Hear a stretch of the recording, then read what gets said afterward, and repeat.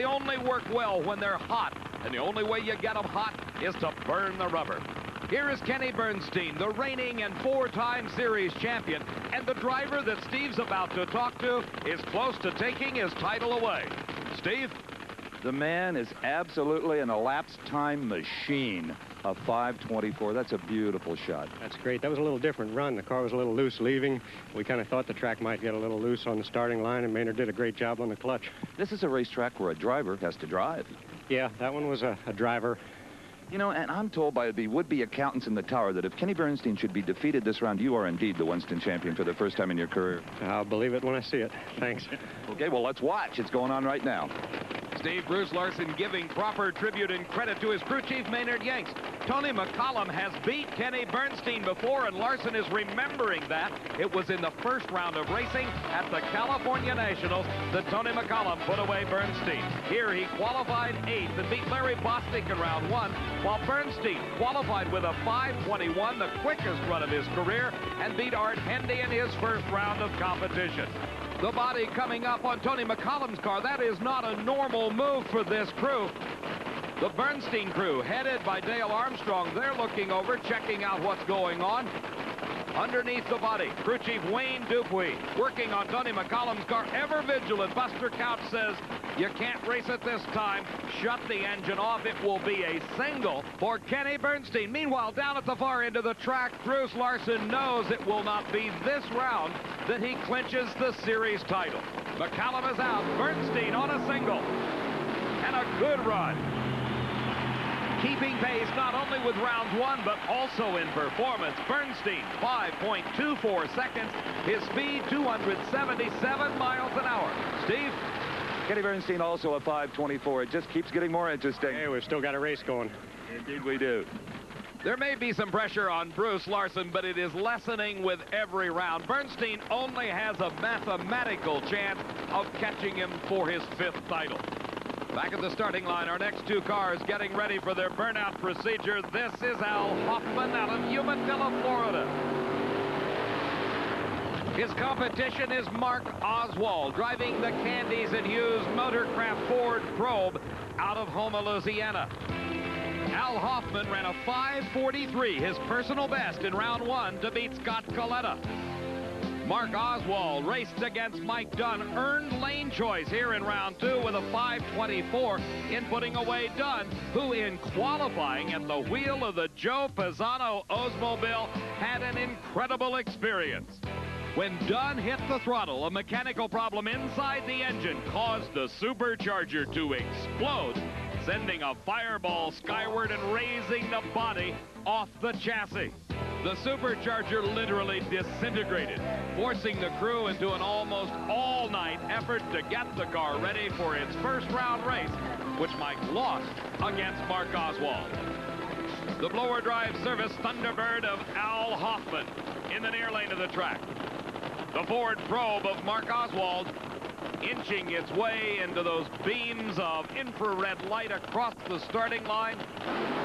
They're set in a red light for Hoffman. He left the starting line too soon. Automatically, Oswald is the winner. His elapsed time, another good one, 5.29 seconds. His speed over 273 miles an hour. That sets up the pairing for the semifinal round of competition here at the Chief Nationals. It will be Mark Oswald against Bruce Larson, with Larson having the choice of lanes. The other pair finds Don Prudhomme and Kenny Bernstein. Bernstein choosing the lane in the semifinals.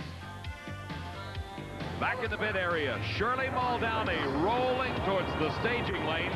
She has to race Gary Ormsby in round 2 of Top Fuel Eliminator, coming up at the Chief Auto Parts Nationals. And every night, a Carmela's night. Every night's a Carmela's night. Every night's a Carmela's.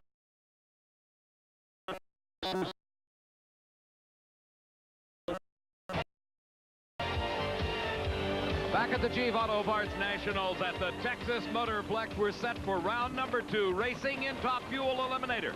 You're looking down into the cockpit of Joe Amato, strapped into that roll cage of his nearly 300-mile-an-hour Top Fuel dragster. His competition already rolling. Getting set to do the burnout is Eddie Hill. This race is a study in contrast between race cars. Joe Amato's car, 300-inch wheelbase, absolutely the state of the art. Eddie Hill's car, 256 inches long, built back in 1983. Hill wants to make it the quickest and fastest old Top Fuel dragster in the sport. The quickest he's run is 5 seconds flat, set in qualifying here at the Chief National. Backing into his own tracks, that's another benefit of the burnout. In addition to getting the tires hot, it lays down a layer of rubber atop the concrete. Hill at the wheel of the Super Shop Special beat Gordy Bonin in round number 1, while Joe Amato wheeled the TRW car to victory over Gene Snow, the first driver ever in the Ford. Amato qualified with a 495. In second behind Gary Ormsby. He is trying to close the gap, but Ormsby, by virtue of thus far quick elapsed time of the meet, is picking up an additional 50 points. As low qualifier, he got an additional 32 bonus points. So if that should stick, he's gained 282 points just in bonus payout at this race. Hill goes up in smoke. A little loss of traction for Amato, but he reacts quickly. 5.07 seconds. His speed, 287 miles an hour. And that momentary loss of traction cost Joe Amato a good ET. Here, as we look again, you can see in the near lane, Hill losing traction almost as quickly as the car rolls off the starting line. But in the far lane of the track, as Amato briefly lost traction, he had to lift, and that possibly cost him a 4-second dive.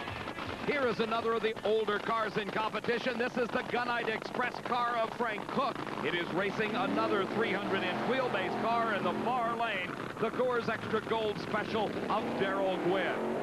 Cook's car's been around a while. Gary Ormsby won the 1984 Winter Nationals at the wheel of this car. Right now, let's go to the far end of the track and Steve Evans. Joe Amato, a nice 507. You're still in the running, but it sounded to my ear anyway to be a little loose in the middle of the racetrack. Steve, it's struck hard and I pedaled it once. You know, it felt like the tires were coming loose or ready to, and you know, just you don't know what the other guy's doing, so I didn't see him there, so I just kind of pedal it and try to stay with it and try and get the round. You know, it's very important here with the points with Hornsby. Indeed it is. This can be a very tricky racetrack, especially when the sun comes out for some reason. Yeah, I pedaled it the first round. You know, it was so close to start shaking. You know, when the sun gets on these tracks, they get oily and the rubber gets hot and it balls up, and you know, you go from a 4-second racetrack to a smoking tire racetrack. Nice driving. Thank you. You know, Darrell Gwynn's got to be thinking about it. So does the team manager, Jerry. That's his dad coming over for the traditional handshake. Darrell, winner of the U.S. Nationals this year, qualified well with a 496, had a 498 in round 1 to beat Jim Head.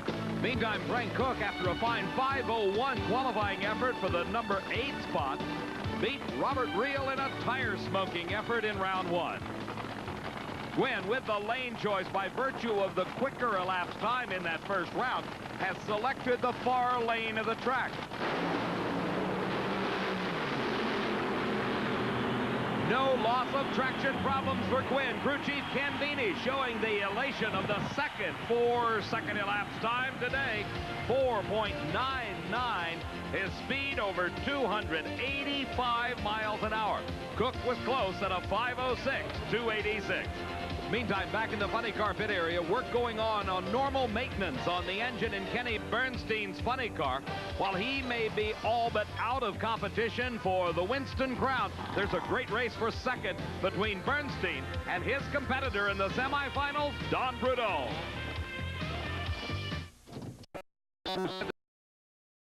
The Chief Auto Parts Nationals. I'm Dave McClelland along with Steve Evans, and 2 of the greatest Top Fuel racers ever are squaring off here in round number 2. In the far lane of the racetrack, the quickest car in the history of the sport, that's Gary Ormsby in the Castrol GTX Special. In the near lane, the bright pink Performance Automotive Wholesale car of Shirley Muldowney. This is quite a weekend for Shirley. She is the first person to run 4-second elapsed times at 3 consecutive races. She did it first at the Keystone Nationals in Maple Grove, then in Topeka, and now here when she qualified with a 4:98. This huge crowd intently watching the two cars completing their burnout procedures. Really, all that's left now for the crew is to check things over. That's Ron Tobler, the husband and crew chief for Shirley Muldowney. Both Ron and Shirley know they've got quite a battle on their hands. It was in the first round that Muldowney beat Rudy Topke, but with a very slow time as she smoked the tires. You saw Gary Ormsby run the 4:92 in round 1 to beat Bradley. That gave him the lane choice, but on that run, he went 294.88 miles an hour, a new national record, the fastest speed ever in Top Fuel racing. That record by Ormsby took away the mark set earlier in qualifying by Mike Brotherton, and Shirley goes up in smoke. Ormsby through the quarter mile, another good time, 4.99 seconds. Again, over 290, 291.63 miles an hour. Gary Ormsby continues to set the pace. And here is Mike Brotherton. As I told you, he had held the speed record momentarily during qualifying. His time at the wheel of the Williams Telecommunications Group Speed of Light dragster, 294.88 miles an hour, identical to the time run by Ormsby. But by virtue of the quicker elapsed time on the run by Ormsby, he's got the speed record. Speaking of Gary, Steve's with him. Gary Ormsby and his crew chief Lee Beard, I feel being very careful to not overpower this racetrack, a 499. Yeah, I felt it break loose a little bit out there, Steve. It scared me, too. Yeah. The speed is still up, though, 291. Yeah, I don't think that'll affect our tune-up will affect the speed like it will the ET. You know what that sets up, don't you? Yeah, I do. What's that? I think it's myself and Amato, isn't it? You bet it is. You have lane choice. Good. I think it might be an advantage here. I think you'll find him in the far lane. Steve, we have found every quicker car selecting the far lane of the racetrack, as has Dick LaHaye at the wheel of the Miller High Life Special. The opportunity to select the lane may be crucial for LaHaye's efforts to win the series title. He is currently in third, trying to close on both Ormsby and Amato. LaHaye qualified second with a 4:94 and had an identical time in round 1 to beat Laurie Johns. Mike Brotherton qualified sixth at a 4:99, his first ever 4-second time, and in his first round race was matched against Dennis Forcell in the near lane. Forcell left too soon. He redlighted, and when Mike Brotherton stepped on the throttle, he had major problems. Trailing a huge ball of fire, Brotherton completed the run, and Steve was there. Michael, I have not seen a Roman candle like that in a long, long time. I think when you see the video, you too will.